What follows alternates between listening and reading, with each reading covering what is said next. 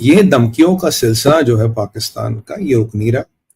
पहले ये मुल्ला मुनीर, उसके बाद बिलावल उफ बिल्लो, मुनिया, फिर बिल्लो, उसके बाद ये ख्वाजा आसिफ, डिफेंस मिनिस्टर। ख्वाजा आसिफ गया और अब नया खिलाड़ी आया मैदान में, वो शहबाज शरीफ।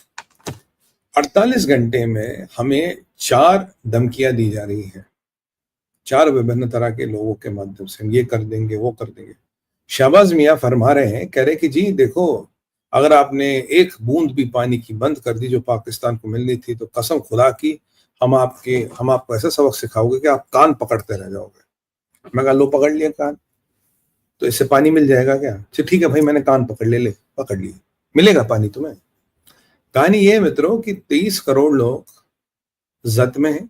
23 करोड़ लोगों की जिंदगियां बर्बाद हो रही है पाकिस्तान में। 23 करोड़ लोगों का जीवन खतरे में पड़ गया पाकिस्तान में। That is the story. ये पाकिस्तान का ये भी जो भी सारा है बिल्कुल सिलसिलेवार प्रोग्राम है। ये अमेरिका के साथ प्रायोजन है, सह प्रायोजित है।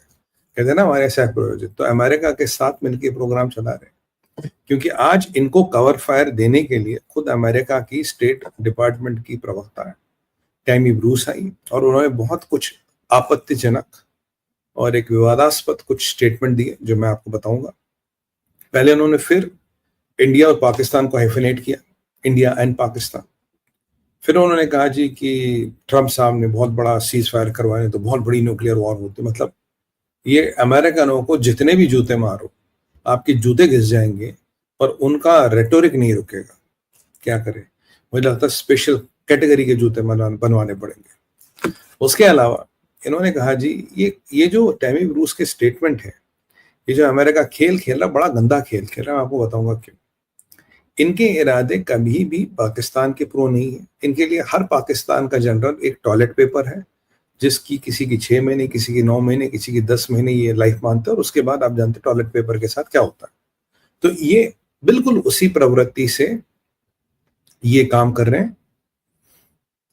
अब मुनीर की भी एक शेल्फ लाइफ है, मुनीर की भी एक यूटिलिटी है, और उसके बाद मुनिया कह रहे भाई साहब, तो मुनिया की भी यूटिलिटी है, और उसके बाद इसको उठा के फेंक देंगे। ये जो पाकिस्तान आज जो इसका स्टेटमेंट है, अगर ये सोचेंगे कि ये स्टेटमेंट बोल के अमेरिका को मिला, कि मैं आपको बताऊं अमेरिका को क्या मिला। हमारा और मोदी सरकार का एक बहुत बड़ा अचीवमेंट रहा है कि पाकिस्तान को हमने डिप्लोमेटिकली आइसोलेट कर लिया। Geopolitically Pakistan is a dead currency.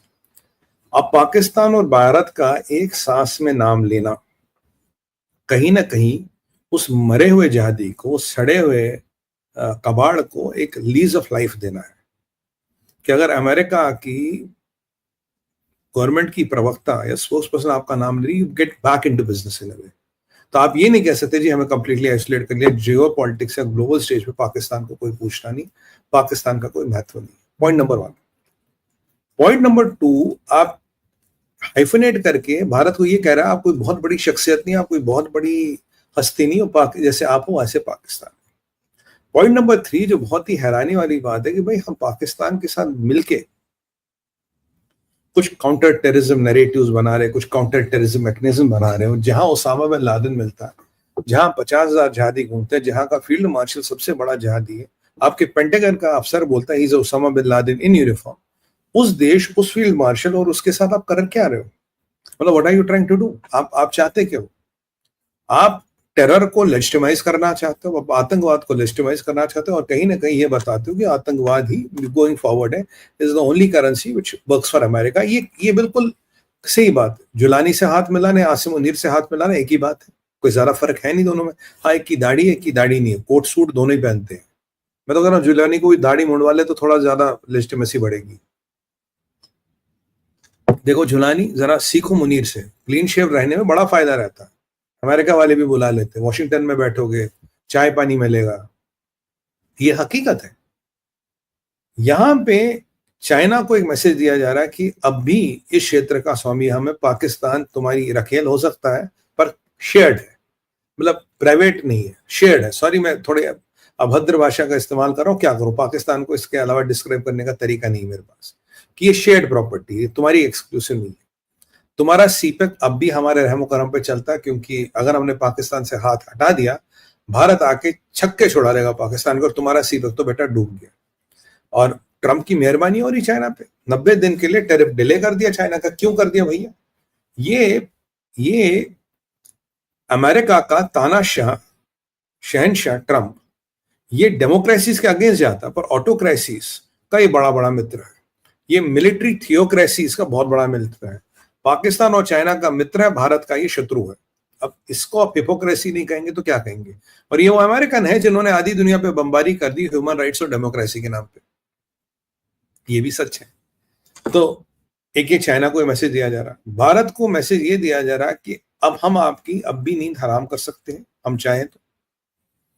और यहां पे एक और चीज की बैलेंस की जा रही है, वो है ट्रंप की इमेज एंटी मुस्लिम थी, ट्रंप अपनी इमेज सुधार रहे हैं। ट्रंप अपनी इमेज इसलिए सुधार रहे हैं, उसको थोड़ा प्रो कह रहे, भाई एक हिंदू डोमिनेटेड देश है भारत, एक मुस्लिम डोमिनेटेड देश है पाकिस्तान, हम दोनों को इक्वल देख रहे हैं, हम एंटी मुस्लिम नहीं। अब बोलोगे ट्रंप को इमेज सुधारने की जरूरत क्या पड़ गई? भैया मिडिल ईस्ट से पैसा चाहिए, एमबीएस से 1 ट्रिलियन मांगा है, तो अगर एमबीएस से पैसा चाहिए, मिडिल ईस्टर्नों को पैसा चाहिए, एंटी मुस्लिम इमेज तो सुधारनी पड़ेगी ना। तो एंटी मुस्लिम इमेज भी सुधरती है। और पाकिस्तान और भारत में जो सिमरिंग टेंशंस हैं, वो कहीं ना कहीं अमेरिकन आर्म्स इंडस्ट्री को या दुनिया भर की आर्म्स इंडस्ट्री को जिंदा रखने का एक तरीका है। हथियार बेचने, युद्ध तो कहीं ना कहीं चाहिए, युद्ध की परिस्थितियां कहीं ना कहीं चाहिए। उसके अलावा भारत को यह बताना कि आप इतने बड़े नहीं हो कि आप हमसे आगे निकल जाओ, आपकी ग्रोथ, आपकी डेवलपमेंट हमारे हाथ में।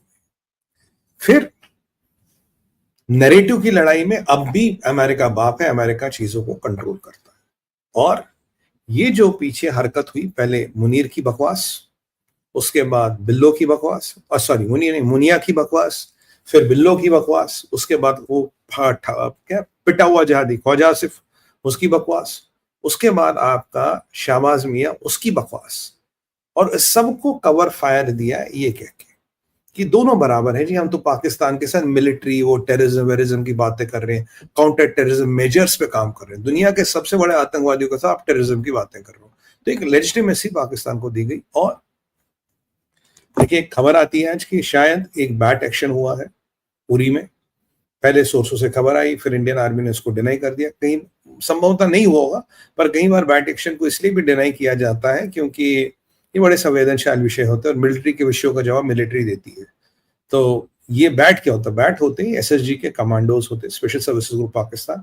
बैट यानी कि बॉर्डर एक्शन टीम्स, ये 5-6 कमांडो, साथ में इनके हिजबुल के टेररिस्ट, लश्कर तैयबा, जैश मोहम्मद के टेररिस्ट, ये क्या करते हैं, ये एक आइसोलेटेड सी चौकी या छोटा सा पोस्ट ढूंढते हैं जिसमें 1 आदमी 2 आदमी की ड्यूटी होती है, ऑड इवन टाइम पे आके उसको हमला करते हैं और कुछ कैजुअलिटीज करके पाकिस्तान वापस भाग जाते हैं।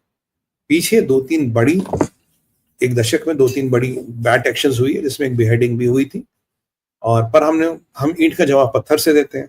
भारत का एक बेटा मरेगा तो भारत 100 पाकिस्तानी मरते हैं, ये उनको रेशो पता है। पर जब पाकिस्तान में हताशा और निराशा